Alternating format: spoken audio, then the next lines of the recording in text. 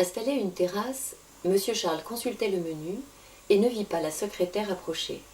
Elle fut obligée de lui taper sur l'épaule. « Mademoiselle Lucie !»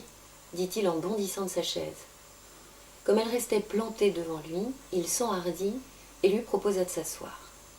Elle accepta. Bizarre.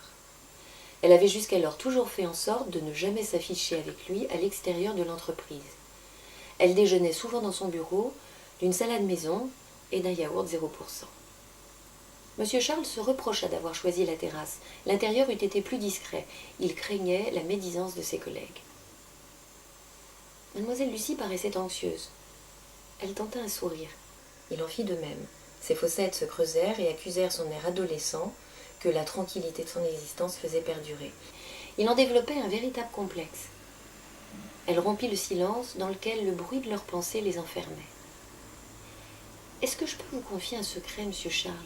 l'interrogea-t-elle en jetant des regards alentour.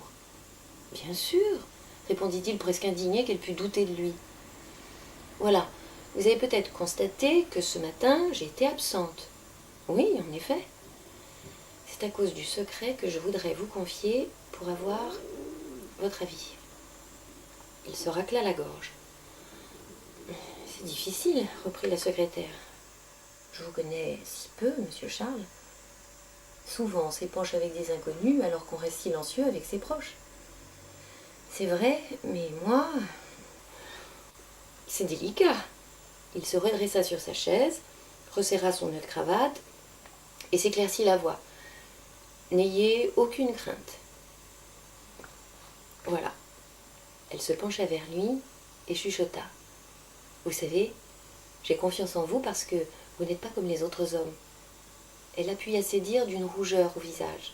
« Je suis content que vous l'ayez remarqué, » répondit-il, hypocrite, combattant son irrépressible désir de plonger le regard vers son buste. « Allez, je me lance, mais ne vous moquez pas !» Il ferma les paupières et secoua la tête. « Je vais me faire opérer. »« Vous êtes malade ?